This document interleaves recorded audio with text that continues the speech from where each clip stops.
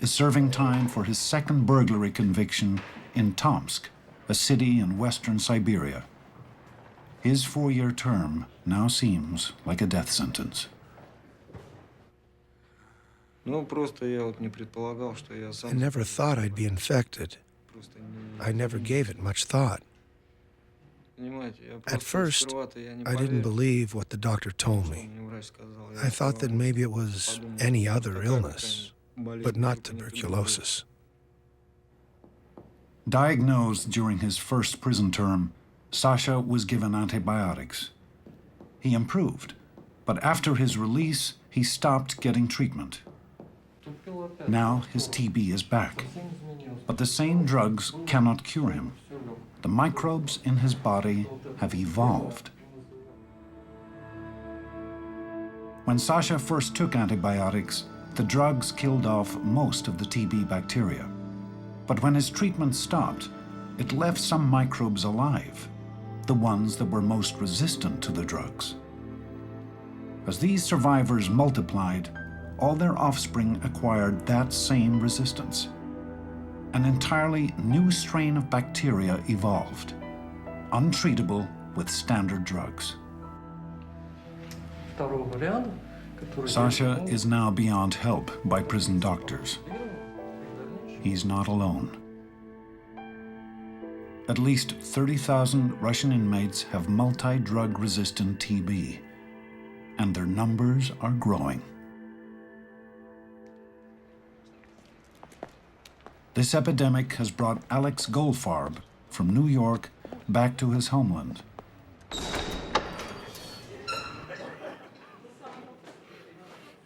Working with Russian authorities, he's developing a pilot program in the Tomsk prison to change the way TB is treated. This prison system is the ideal incubator for those drug-resistant strains. Russians have been using inadequate treatment regimens, particularly in prisons, for the past decade. They use low-quality drug, they never finish the treatment course, and as the result, these resistant strains are spreading on their own through coughing, and that's a major problem. For drug-resistant cases, Goldfarb has a small supply of so-called second-line drugs. Far more expensive than standard TB treatments, second-line drugs can cause dangerous side effects. But Goldfarb's supply won't even begin to cover 300 inmates quarantined in the drug resistance ward, much less all the cases just outside prison walls. When a prisoner's term is up, he's released into the heart of Tomsk. Population, 500,000.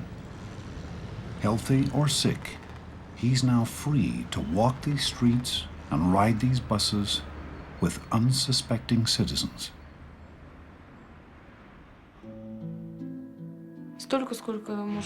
Like any medical student, I knew about the disease. I knew its symptoms, but I had no idea it could be like this. Anna Kolosova doesn't know how she became infected with a strain of TB resistant to 5 drugs. I found out completely by accident. I went to take my driving test and I had to have a medical exam. They took an X-ray and they told me I had tuberculosis. 6 months later, she began coughing up blood. On leave from medical school, she has been hospitalized ever since. If we had second-line drugs, Anna's prognosis might be positive. Without them, her prognosis is not positive in the least. Anna's case is not unique. In my care, I have another college student and other young patients with drug-resistant TB. Their symptoms can be eased. Their active disease may subside for a time. But the drugs that could save their lives are not yet within reach. Здравствуйте, граждане осужденные. For now, just 30 inmates will receive second-line drugs. All have at least 2 more years to serve, a guarantee they'll complete their treatment and prevent the evolution of new drug-resistant bacteria. Still, there's grumbling. People were asking why you are spending $5,000 to $8,000 to cure or treat a convicted killer. So we have to explain and explain and explain that we chose prison for epidemiological reasons. This is the hub when this problem can be addressed. A gesture of good faith, Goldfarb has removed his mask to address 30 men who were getting a second chance at life. He tells them, "The treatment we're offering you is no experiment. It has never been used in Russia because it's too expensive. It's a complicated and painful process. For some of you, it will last a year and a half. But all of you must take this as seriously as possible and complete the entire course of your treatment." Sasha was a victim of evolution. But now the odds are good he'll live out his sentence. I've got 2.5 years left to serve. I'm not afraid of the side effects. I just want to get better. That's all. But in a facility for TB patients on the edge of town, others remain prisoners of the disease. The new drugs are the only hope we have. There's nothing else to wait for. It's the only thing I'm waiting for. My family is very supportive. They visit every other day. My mother and father, my grandparents. I'm only 19. I have to be optimistic.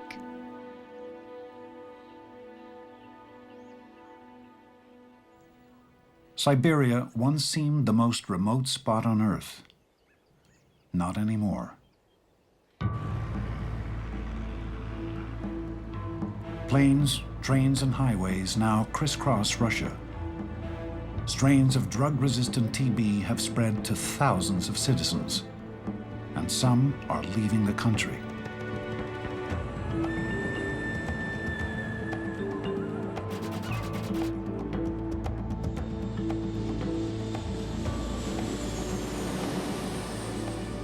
What's dramatically affected the spread of TB is our ability to travel. All the strains that are in the Russian prisons among prisoners will eventually come to our doorstep. The global spread of TB is monitored in New York City at the Public Health Research Institute. On the rise nearly everywhere, TB now rivals AIDS. It claims 2 to 3 million lives a year. TB bacteria collected worldwide help researchers chart the evolution of new strains. DNA extracted from the bacteria can be displayed in a barcode pattern, a genetic fingerprint of the enemy for Barry Chrysworth. We've been able to look literally at the DNA from the bacteria, and we use this as a detective story. We can go from bacteria to bacteria which infect different people and ask, are these bacteria the same? Are we getting one person who is spreading his or her strain to many others? Based on our fingerprint database, we've actually seen the most prominent strain that is running rampant throughout the Tomsk prison are already in the U.S. Hi, Barry. What's up? Look at this. Chrysworth shares this grim discovery with Alex Goldfarb. So this is a fingerprint of that 148 strain that we see all over the Tomsk prison. It's that multi-drug resistant strain. Look at this one. Same exact pattern. Yes. But this isn't from the prison. This is from a New York patient we received from the Department of Health in New York City. Uh-huh. It's identical. Is he a Russian? Well, this is a Russian who has MDR-TB. So I think it's a nice find, but it's a scary one, too.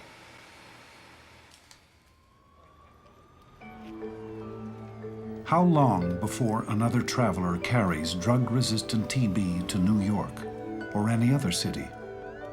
How long before others are infected? If an epidemic erupted, most cities would be caught unprepared. Not enough personnel trained to diagnose and treat TB. No stockpiles of second-line drugs. And TB is just the tip of the iceberg. The microbes that cause malaria, pneumonia, gonorrhea, and scores of other infectious diseases are also evolving drug resistance. Misuse of antibiotics is one cause. Overuse is another. In the United States, nearly half of all prescriptions are unnecessary or inappropriate. We've created this problem. Multi-drug resistance is a man-made problem. And we do that by putting antibiotics in animal feeds. We have antibiotics running rapidly through hospitals. We have antibiotics in the environment. By developing as many antibiotics as we have over the last 50 years, we've essentially accelerated an evolutionary process. The outcome is that we're going to have more drug-resistant microbes to the point where some of the most dangerous bacteria will not be treatable. We're racing against the microbe every day, and unfortunately, we're losing. It's an arms race without end. The more drugs we launch at microbes, the more resistance they evolve. Maybe it's time to change our strategy.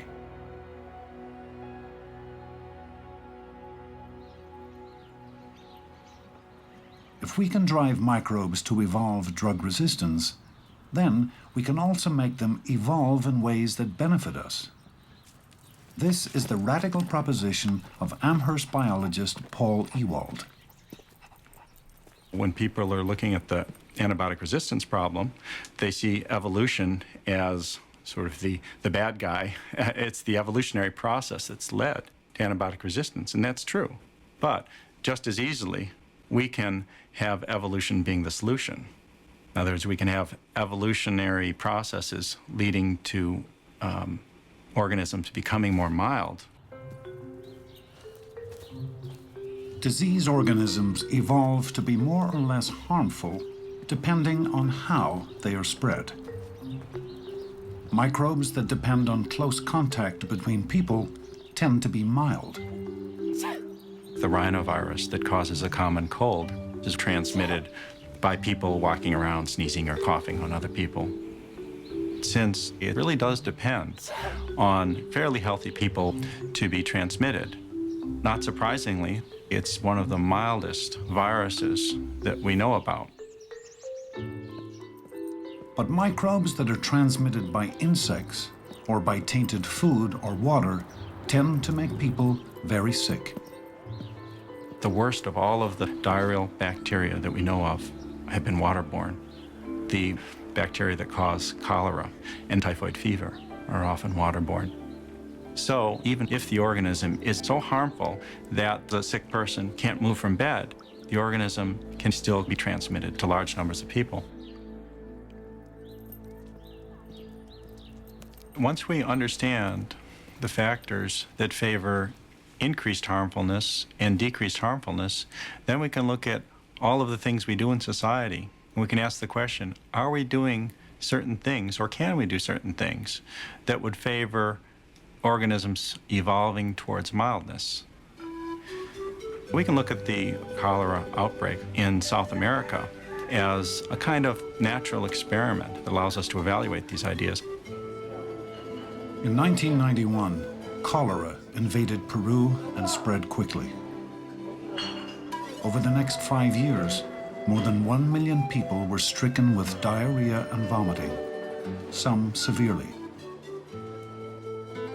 Over 10,000 people died.